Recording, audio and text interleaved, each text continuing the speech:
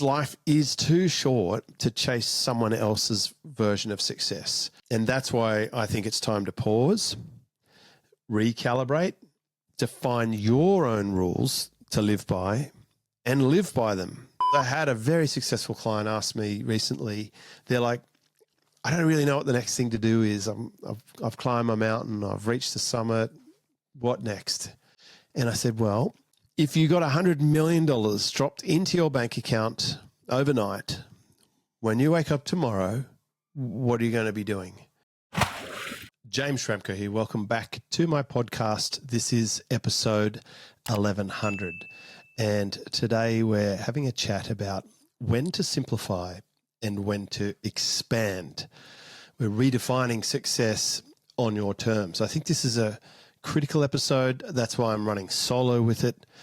But this is really in case you've been wondering if you've been focusing on the right things. And it's so confusing out there, isn't it? You've got people, I guess, telling you what you should be doing and being very forceful with their marketing, and it can get confusing. And then, of course, not everything you try works, so you're not sure what you should do next. And then, of course, there's these market fads that come along and just dazzle everybody and take their attention. I'm seeing some trends for sure right now. I'm seeing the people who were saying get Facebook groups. They moved into advising to go onto school groups, and then they're into go high level groups. And then now it's Bitcoin. Election's over, we're on to Bitcoin, and it just goes on, and it's mind boggling. And having been in this industry for a while, and I'm talking about at least the last 15 years independently from having my last job, I see these cycles come and go. So I want to share some ideas today about identifying when it's actually time to simplify things. And it is counterintuitive. Everyone's talking about add, do more, expand, scale, build a team, have closers, setters, openers, ad campaigns, TikTok dances, all this stuff, drop ship. But when should you expand and when should you simplify? So we'll have a look at these ideas in this episode, and we'll see if I can help you transform the way you define and pursue success. So, of course, I've been doing the online business for a while. In 2008, I quit my job as a general manager of a Mercedes-Benz dealership. I started my first subscription membership in 2009. It is running to this day. To this day, you can still join my membership. And at the time of recording this, I think it's $10 for 10 days to get started, and you'll access all of my events, all of my trainings, all of my playbooks, and other customers, and me, of course. You can post whatever you want. And that's still available today. I've been doing that for the whole time. And I started this podcast in 2009. Now, whilst the membership name and the podcast name may have changed a few times, I've been doing this model consistently, and that has been a simple recipe. So one big takeaway is if you can find the thing that works, or if the thing you're doing right now is working, don't be too quick to change it, scale it, add to it, mutate it until you've got it nailed, because these things can go for such a long time. So we're breaking down the question that most people will ask at some point, and that is, when should you pause, streamline, or when should you push for growth? And now a lot of people will say, scale, you've got to push. And if you don't, there's something wrong with you. Well, to those people, I say, go and get, excuse me, in case you have a kid in the car or something. But really, we got to stop worrying about what other people say we should do. We should worry about what we think we should do. And here's the kicker. This isn't just about strategy. It's got a lot to do with you. And I've observed this all the time when I'm actually working with people. It's the person magnified. They will magnify into a model that suits them, or magnify into a model that shows their genius or that makes them feel comfortable or happy. Or if there's some things broken in there, or and people are going to hate it if I say that word, broken. You're not broken, you're perfect just the way you are. Well, maybe you're not perfect the way you are. Who knows? Maybe you do need to change something, right? If you're a raging alcoholic, probably you should change something. You might be a better person without the alcohol. But that's my point, actually. It is a magnifier. I think Yannick Silver first floated this term in my world, and that was that money magnifies the person. Well, I think your business will be a big reflection of you.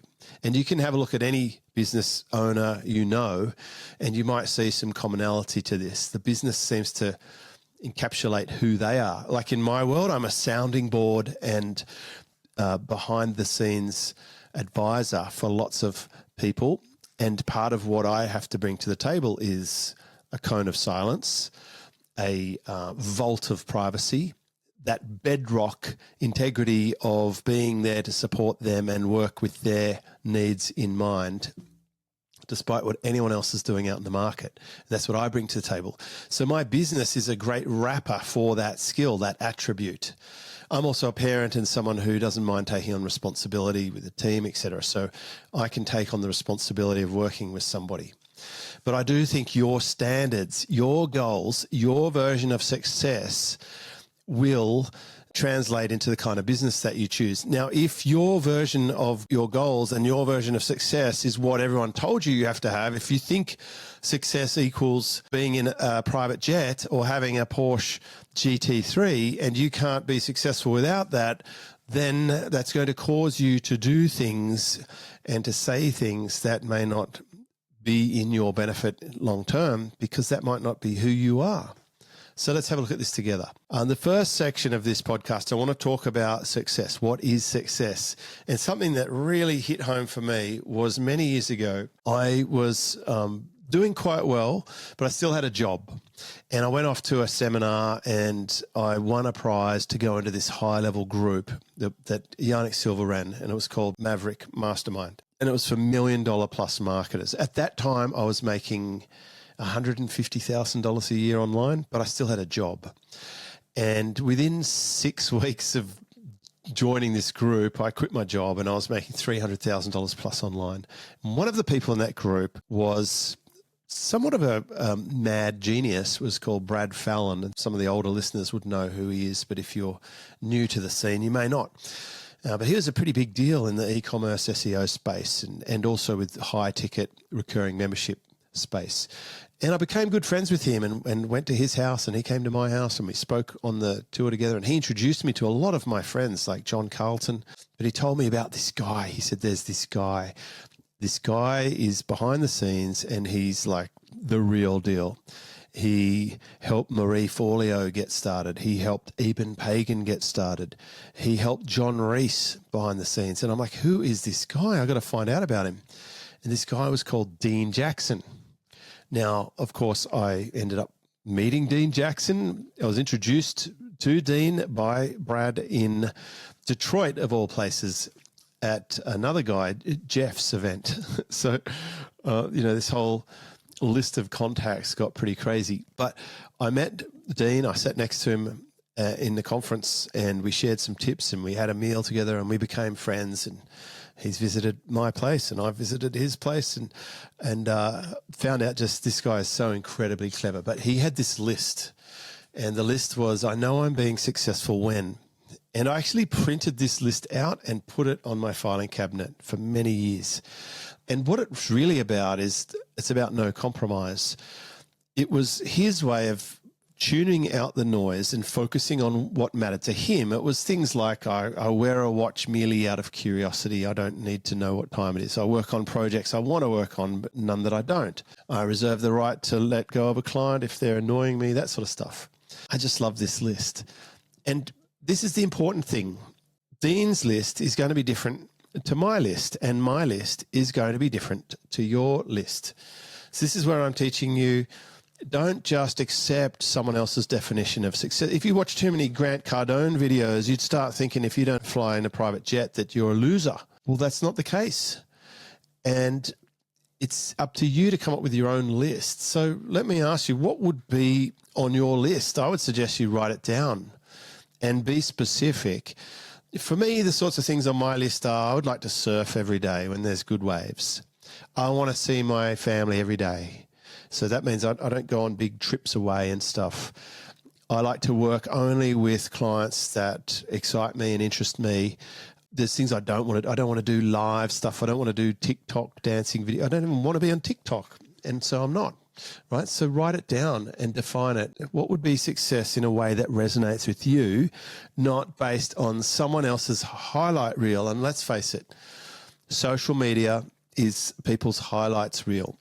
Unless you follow some people who do the warts and all stuff, and that also can be disturbing, right? Some people just share too much, overshare all their trauma, and you could actually get depressed reading some people's socials where they're just bitching about life and being how depressed and stuff. So it's just, in general, you have to be careful how much you expose yourself to this. So big point, success means different things to different people. So stop comparing. Those comparisons lack context because you are on a different path. You have a different background. You have different luck. You had different mentors.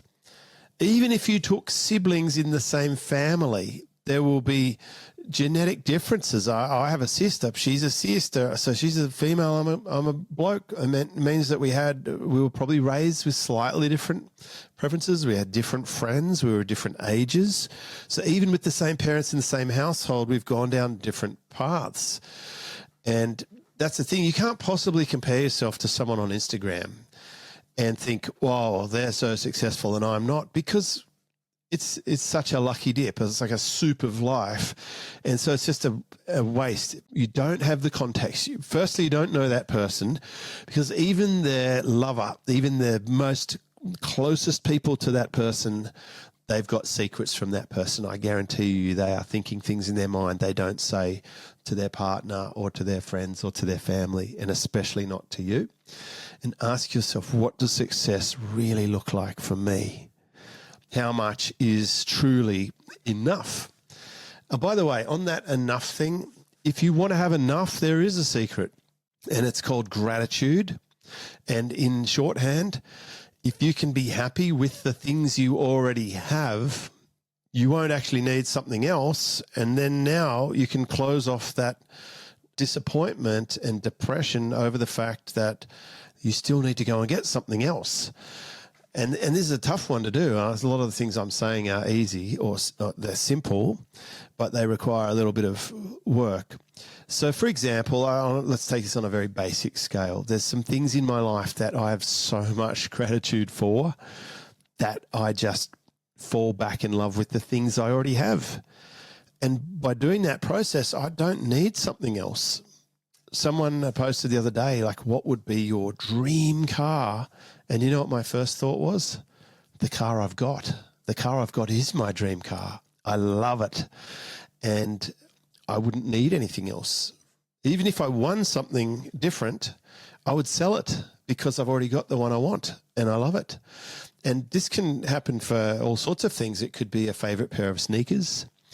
It could be your partner. It could be a favorite hat. It could be a pen that you like writing with. It could be a software program that you're just really getting a lot from. And so when you find these things, acknowledge them. And part of the exercise I do every single week with my mentor clients is a gratitude exercise. It's your win for the week.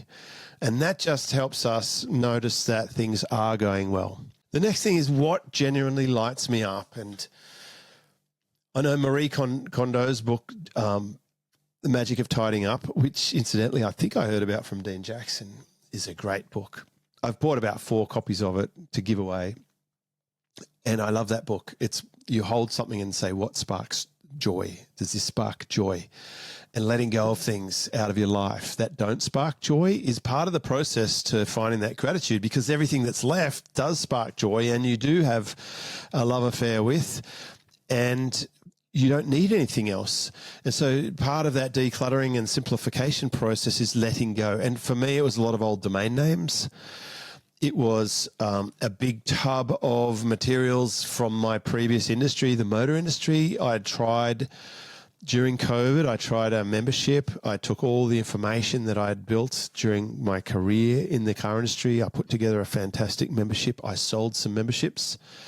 And then I had this realization that I fucking hate this industry. Like, it's so toxic and bad. And it actually brought back memories of it that weren't pleasant. And I just took that tub and I incinerated it. It went out of my life. I turned off the membership. I'm done. And I closed that chapter, and it felt very good. So if something definitely doesn't light you up, stop it, turn it off. And that's really a great exercise. Just sit down with a pen and paper perhaps and just write, well, what things don't light me up? And this is basically a list of compromise. And I did this about a decade ago. I went into my office. I wrote up on my whiteboard everything that really pisses me off and annoys me. And I wrote it down, and I made some significant life changes. I made massive changes as a result of that exercise and got back on track.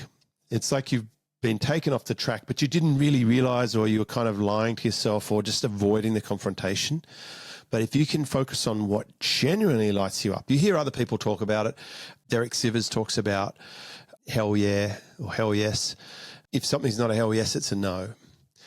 And I've been saying no to stuff lately that I was sort of unsure about, but the very fact that I was unsure about it was the fact that it was going to be a no. And I don't do it. And I felt fantastic. I'll give you an example. I was invited to go to an event. It was overseas. It was a group that I really like, that I'd been involved with before. I was part of a special VIP type situation, and it was for a couple of days to get together. There wasn't even a cost to it. It was something very special. However, when I weighed up the fact that it will take me 30 hours of flying travel each way to get there and back, well, I'd be away from my family for a week where I could do other things in that same time.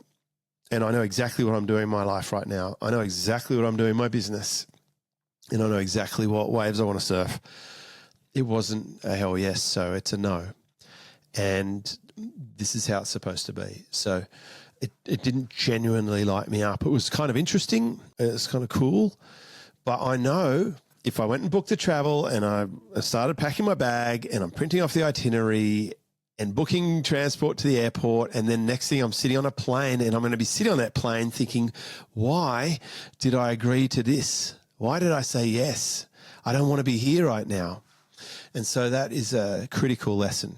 And the second part, I want to talk about simplifying before expansion.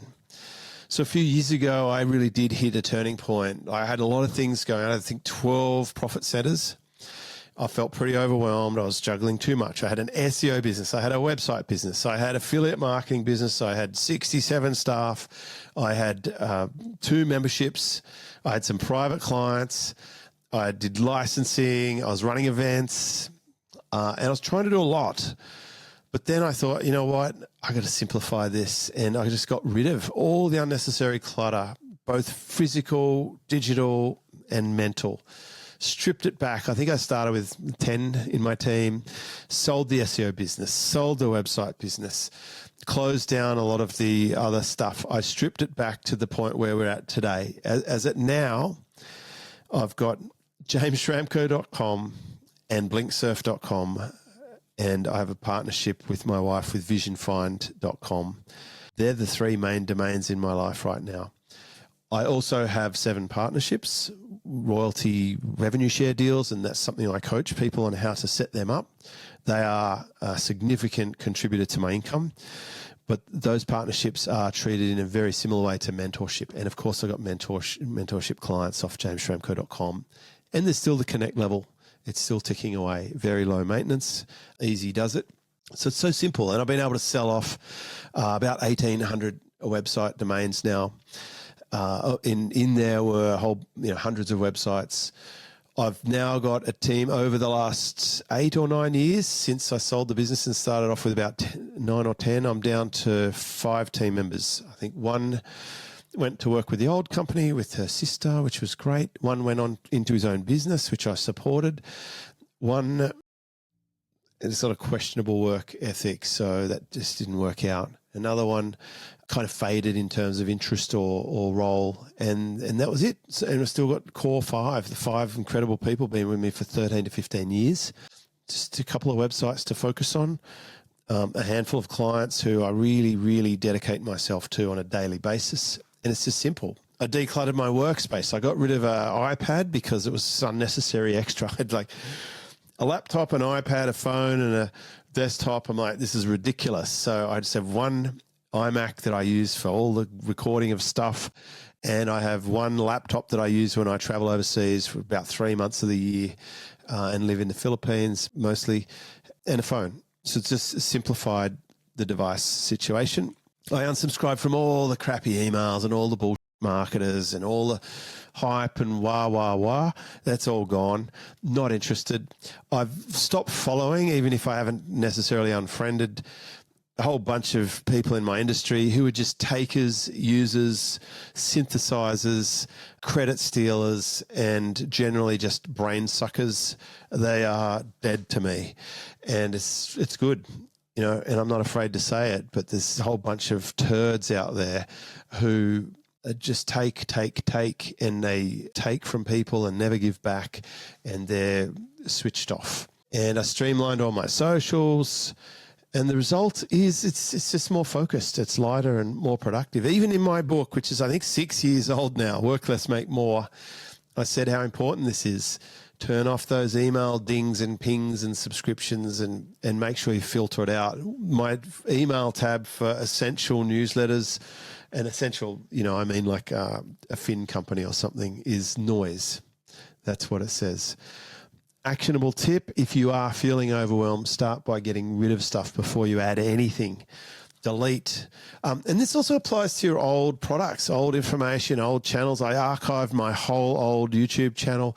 I deleted oodles of sales funnels, products, websites and stuff. Just decimate them. They're gone. Dust. And it's good.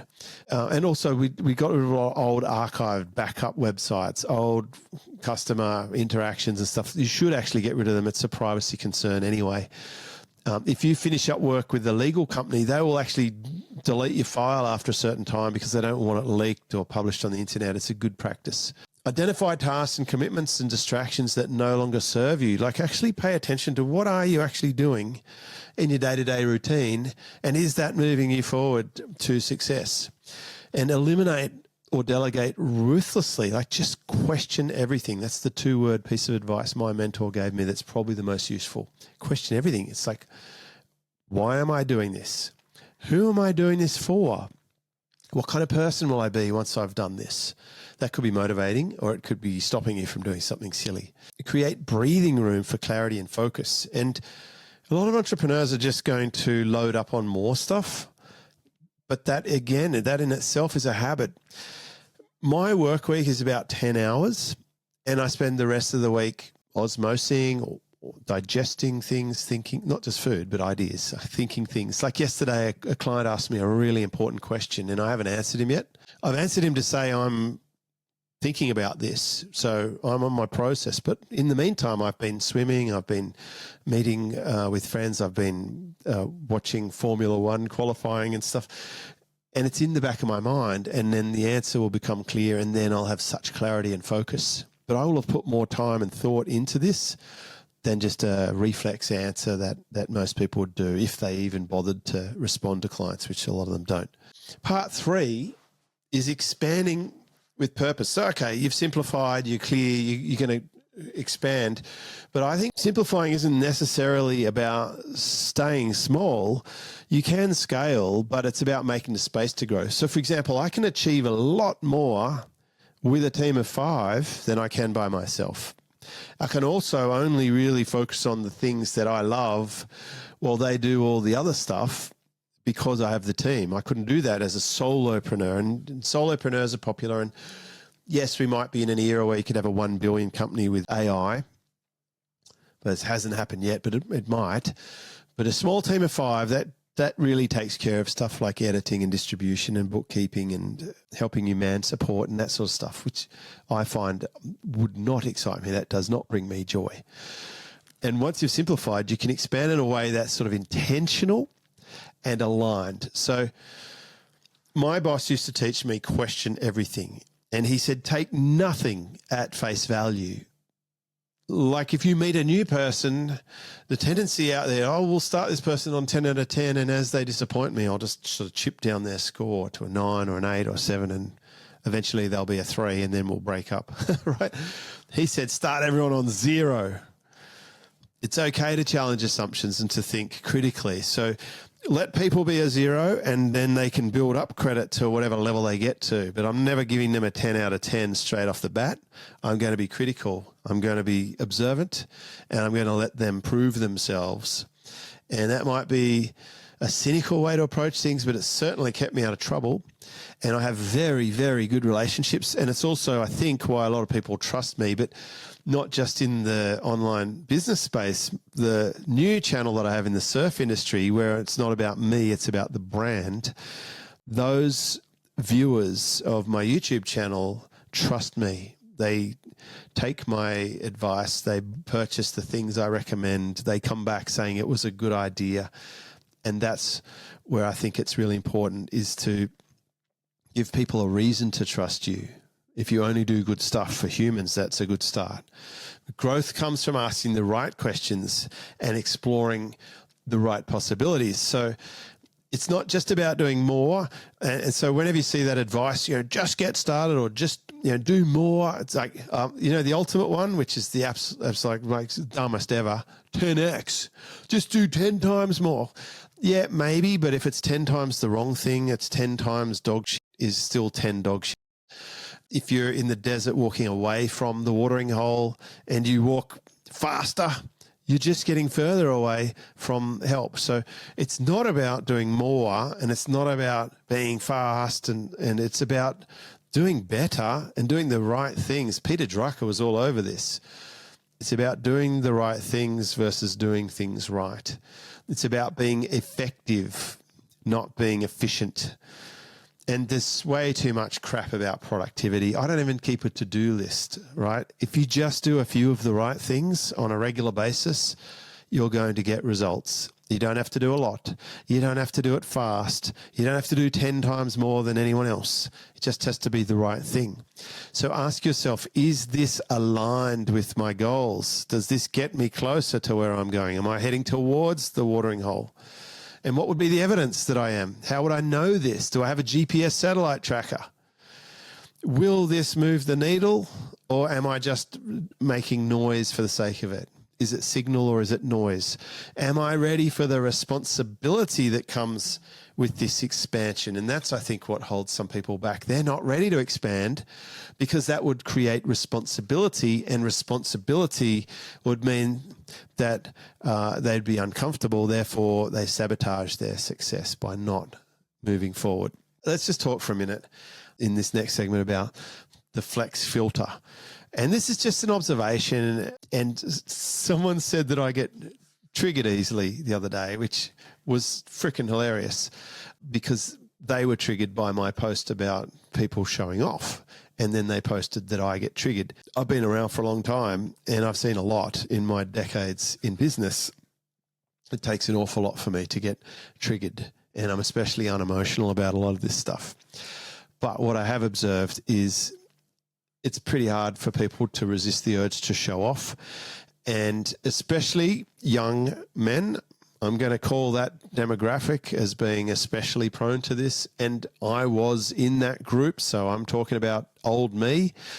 In my 20s and my 30s, I did need to show off. I needed to prove to the world that I was the man, and that I was significant, and that I, was a player and all. It's just, it's part of natural. It's like if you hear a noisy car come past and then do a sideways drift, it's probably going to be driven by a young man. So I'm not even saying we should always resist the urge to show off. I think it's a human trait. However, if you're only doing it for external validation, then it might be time to rethink your strategy. Because if everything you post is for other people to say, oh, you're awesome, or you're the person, it's kind of a hollow victory, and you can never get to the point where it will satisfy you. That's it. And I'm fully conscious that I will tell this to someone who's doing this right now, and they're going to either fight me and accuse me of being triggered, or And they'll just ignore me and do it anyway, because that's what we do. Anyway, if I said this to me 20 years ago, I would have told me to bunk off and just done it anyway, because I think you just need to learn that. And for context now, I'm in my 50s and I've seen it all, done it all. I don't really need to prove a lot anymore. But when you align your actions with a deeper purpose, you will actually have more fulfillment. I didn't worry about things like gratitude even 10 years ago. It wasn't a top term. It wasn't my top 10, right? But it is now. And it's taken me so long to learn this lesson. Expansion shouldn't be about trying to look like you're amazing or keeping up appearances. It should be about actual impact and living your standards, not someone else's expectations. So you don't need to post a flex show off if you're actually fulfilled and achieving your own standard, because there wouldn't be a point to it. Why would you need to post a picture of you doing something cool if you've met your own standard, other than you're hoping someone else will say you are the best and that's going to make you feel good? I know it's actually so hard to not seek that as a human, but if you need it, it may not ever be filled. That's just my point on that. And there are instances where it's okay to show results and show things that will inspire a prospect. But I think if you try and justify it all the time as being that, you're just a wanker, okay? And maybe you're okay with that, but I'm not. I don't want to be a wanker, so I don't post stuff. And just on that topic, kids, I don't post my kids because they can't give permission to be posting on social media. That stuff is there forever. And once the Zuckerberg and the Googles of the world get it, it's like that image they own it, they can use it. It's never coming off the internet, even if you delete it. So be careful. I think in 10 or 20 years, you might piss off your child and they'll resent you for using them in your marketing. So just please consider that if you are flexing your kids all the time. And I've seen where some of the online marketers are putting their kids up there and showing us how cool their kids are and speaking from stage when they're 10 or 12 or whatever, and that, but it really can bite you in the ass. And I've seen situations where people have felt so much remorse and guilt about it that bad things have happened after that. But also there's a few YouTuber families having a bit of a tough time right now where the kids have grown up and they're not happy about their entire childhood being published. So let's talk about your energy, because at the heart of this is your energy, right? And I've probably done the most work on this in the last few years. I think for me, and it's a bit cliched, but it's fact. When I turned 50, I was thinking more about health, and I happened to turn 50 during COVID. So it's like an extra double dose. We had the world's media showing us pictures of people dropping dead and so forth, and how risky it is and all that. But I've put a lot of time and effort into my personal thing. And I have noticed when I post about that occasionally, people do resonate with it. So I did want to cover that. It starts with sleep. Sleep is when your body gets rid of poisons and toxins. It's when it recharges. It tunes up your brain. Some of the things that have really helped me are getting a nice cool room, blocking the light. I got new block-out curtains, and it just pushed my sleep score into the 93% the other night on Aura. Early dinners, like I don't really eat after 5 o'clock. Magnesium, that stuff is like magic sleeping dust. I swear, you mix some triple magnesium powder in it and drink that, and like I can actually track it. It'll add like an extra hour plus of deep sleep for me. Going to bed at the same time, maybe a hot shower or something before bed, not having your devices in the same room, getting off all the bright lights and stuff nice and early. Like I actually put my phone away and then I go and read children's stories from about 7 o'clock. And that's like I go analog from that point generally, and that's it. And I read it to my child, okay, in case you wonder if I'm weird, which is good. I read to my child every night, and it's such a good thing to do as a parent. So sleep, superpower, doing strength training, eating really good quality food as best you can, and not anything, nothing you can't pronounce, none of processed crap, all that stuff. My body's been completely transformed. Infrared sauna, exercise every day, having something to look forward to. I love my surfing. I just look forward to it, and just being positive in general while the world around you seems depressed and gloomy. It makes such a big difference. So here's an exercise I want to run past you, because I had a very successful client ask me recently. They're like, I don't really know what the next thing to do is. I've climbed my mountain. I've reached the summit. What next? And I said, well, and this wasn't the client that got paid over $500 million, right? I said, if you got $100 million dropped into your bank account overnight, when you wake up tomorrow, what are you going to be doing? Like, what really lights you up, and what would you stop doing? And there's probably some things people do because they want some comfort and safety and money. And certainly earlier on in your career, that's the case. But I'm working with a lot of people who have already achieved that. So what will they do, and what lights them up? And I imagine for some people, they would stop doing something. They would close down things. They would start a hobby. They would change things. They might even spend more time with family or friends.